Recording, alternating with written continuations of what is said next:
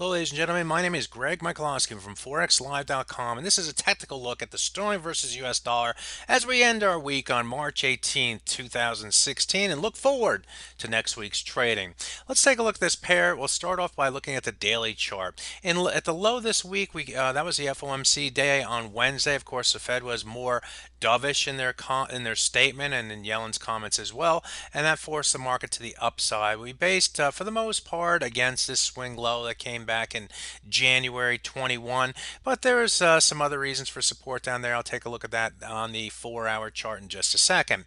In addition to that, we moved above this trend line. This trend line connected high going back to December to a high that we saw in February. We moved a little bit above it on March 11th, but failed. And then this week on Thursday's trade, that was yesterday's trade, we went above that trend line, and we haven't looked back at it since. So we're sort of running away from that trend line, which is more positive, and I think it's important level for the market in the break and also going forward into next week's trading.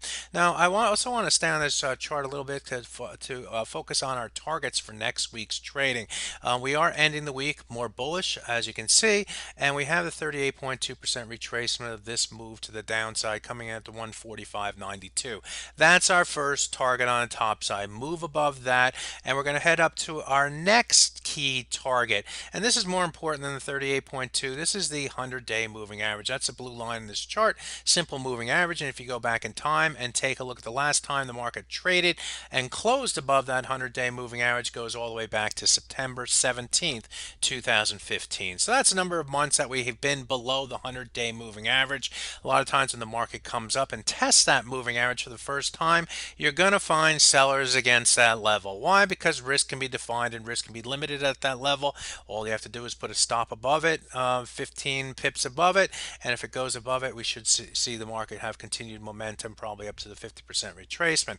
But on the first test, you'll have traders selling against that level, looking for the retracement to the downside, make 100, 150 pips, or maybe even more if the market continues to the downside. What makes this level more important is if you go back and to look at this high right here.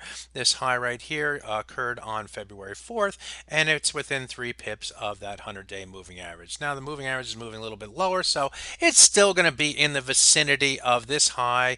The 100-day moving average is going to be in the vicinity of this high, so keep that level in mind. Now I said I was going to take a look at this level on the 4-hour chart. If I didn't, I am going to show you why the level is so important. You can see it more clearly on the 4-hour chart. And here's that trend line. You can see it slashes across where I have this yellow area. Now, if you sort of blur your eyes a little bit and look at how the market trades above and below this yellow area, if it goes below it, we trade more bearishly. If it moves above it, we trade more bullishly. We go below it, come back up to it, and move down. And in this week's trading, we moved above it, so that's more bullish. So we should see further momentum to the upside, perhaps like we saw through here, right here, where the market came up to this 66 level where the 100-day moving average is. And that's why I see more bullishness in the sterling versus US dollar, because we are in above this line in the sand, this yellow area in the chart. And I like to think of that as a key level, a level that if we stay above it in next week's trading, all things are good for the bullish side. If we move below it, then it's time to reevaluate and look for further downside momentum for the sterling versus US dollar. So we're kind of right in between key resistance up here and key support right here in the middle of those things. So look for buyers on dips and look for sellers up here at rallies against the 100-day moving average. And then we'll see how the market develops from that point.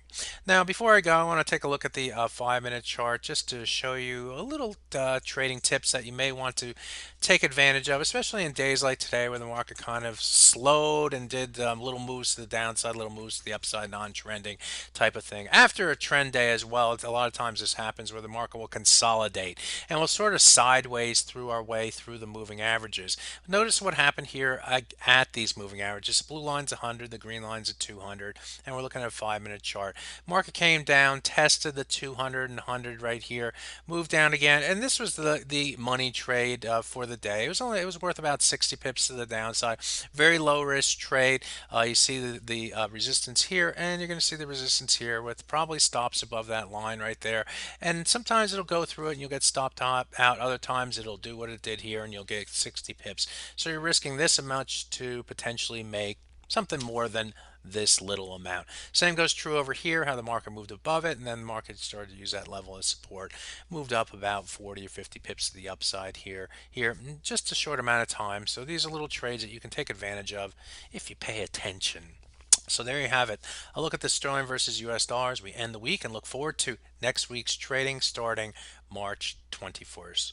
Good fortune with your trading. Have a great weekend. Bye bye now.